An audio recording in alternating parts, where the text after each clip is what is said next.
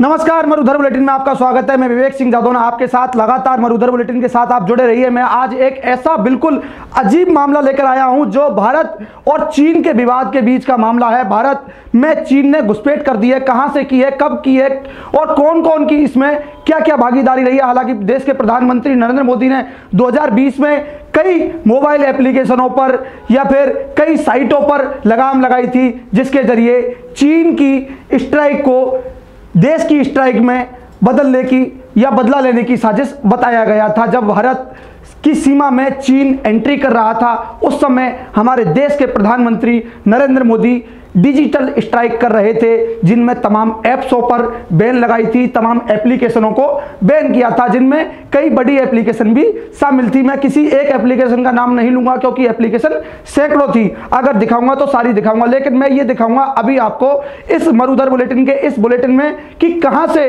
चीन ने एंट्री की है, कहां अपना एक टापू बना लिया है, कितने उसमें घर हैं, कौन कौन भागीदार है। कल तक जब देश में चुनाव थे, उस समय एक डायलॉग चला था, मैं हूं चौकीदार। देश के अधिकांश लोगों ने अपनी डीपी लगाई थी, मैं हूं चौकीदार। चौकीदार का काम होता है देश की चौकीदारी करना या देश की किसी भी तरह की सुरक्षा में सेंध नहीं आना। एक देश का आर्मी का नागरिक भी उस समय चौकीदार बन रहा था, तो जो असली में चौकीदार है वह भी चौकीदार बन रहा था, क्योंकि प्रधानमंत्री नरेंद्र मोदी को राहुल गांधी ने चौकीदार है, चोर है का नारा दिया था। लेकिन आज चीन ने चौकीदार को ठेंगा दिखा दिया है। मैं इस बुलेटिन के माध्यम से आपको दिखाऊंगा। ये मेरे पीछे आप देख रहे हैं, ये पूरा विश्व का नक्शा है। एक बार फिर बताऊंगा, ये पूरा विश्व का नक्शा है। इसमें कहां इंडिया है, कहां चीन है और इंडिया के अंदर कहां अरुणाचल प्रदेश है, मैं ये बुलेटिन आपके सामने लेकर आया हूं। ये पूरा आप देख रहे हैं, ये पूरा विश्व है जिसमें दुनिया के सभी देश शामिल हैं। हालांकि इस समय पूरा देश कोविड-19 जैसी वैश्विक महामारी से जूझ रहा है। इस पूरे विश्व में कोविड-19 वैश्विक महामारी का दौर जारी है। इस बीच में ये भारत का नक्शा है, ये भारत का नक्शा है। ये ऊपरी हिस्सा जम्मू कश्मीर का है और यहां जो आप देख रहे हैं ये हिस्सा अरुणाचल प्रदेश का हिस्सा है। और अरुणाचल प्रदेश इस हिस्से में आप लगातार देख रहे हैं, इस अरुणाचल प्रदेश के हिस्से में 2019 की यह स्थिति है और 2020 की यह स्थिति है। 2019 की स्थिति एक बार फिर आपको स्पष्ट कराता हूं, ये है, ये है, ये है, और 2020 की स्थिति ये है। यानी 2019 और 20 में कितना फर्क आ गया है। दोनों आप बार बार देखें, मैं वीडियो जर्नलिस्ट से कहूंगा बार बार दिखाएं। ये 2019 का नक्शा और ये 2020 का नक्शा, अरुणाचल प्रदेश है दोनों। जो एरिया है यहां फर्क दिखाई दिया है 2020 में, जहां 100 घर अब 101 घर हो चुके हैं। 101 घर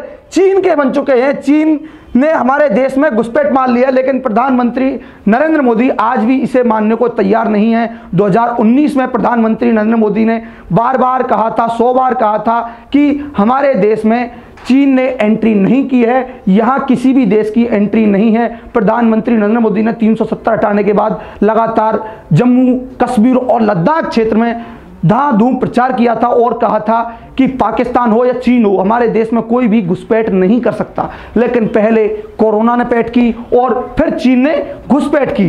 कब की, कहां की, कैसे की। 1 नवंबर 2020 को ली गई इन तस्वीरों में देखा जा रहा है कि भारत की वास्तविक सीमा 4.5 किलोमीटर अंदर बने इस गांव में लगभग 101 घर बनाए गए हैं। विशेषज्ञों ने इससे बड़ी चिंता का विषय भी बताया है। आपको बता दें कि चीन और भारत में अब एंट्री का विवाद और अधिक बढ़ रहा है। चीन के साथ पूर्वी लद्दाख में चल रहे सीमा विवाद के बीच अरुणाचल प्रदेश में एक नई चिंता उभरती दिखाई दे रही है।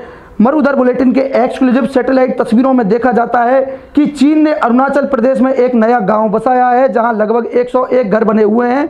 यह घर सूत्रों के मुताबिक बताए गए हैं। 1 नवंबर 2020 को ली गई इन तस्वीरों में जब मरुधर बुलेटिन ने कई विशेषज्ञों से संपर्क किया तो उन्होंने इसकी पुष्टि की कि यह गांव भारत के वास्तविक सीमा के लगभग 4.5 किलोमीटर अंदर बना हुआ है और भारत के लिए बड़ी चिंता का विषय होगा। यह गांव ऊपरी सुबनेरी जिले के तसारी चू नदी के किनारे बना हुआ है। यह वो इलाका है जहां दोनों देशों के बीच लगभग लंबे समय से विवाद चल रहा था और इसे सशस्त्र लड़ाई वाली जगह के तौर पर चिन्हित किया गया है। यह गांव हिमालय के पूर्वी रेंज से तब बनाया गया है जब इसके कुछ हिस्से पहले ही दोनों देशों की सेनाओं के बीच जून के दशक के बाद गलवान की घाटी में एक हिंसक झड़प हुई थी जिसमें भारत के कई जवान शहीद हुए थे। उन जवानों की संख्या भी 20 है। अभी तक किसी भी मीडिया ने आपको सच नहीं बताया है कि उन जवानों की संख्या कितनी थी, लेकिन मरुधर बुलेटिन